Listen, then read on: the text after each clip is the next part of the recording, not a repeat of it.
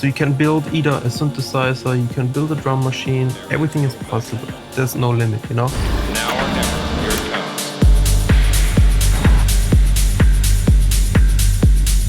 Today I will give you an exclusive insight into my production process, creative techniques, studio setup, and all sorts of experiences I've gathered over the last 15 years of my career.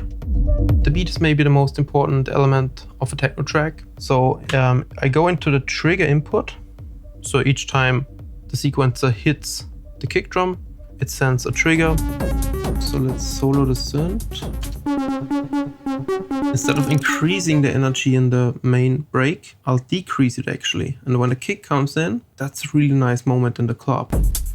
I'll start the mastering process in a part of the track where many elements are playing and then check if it still is okay in parts where there are not so many elements.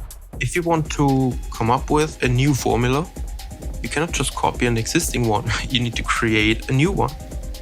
I can give you my best ideas to ignite your creativity.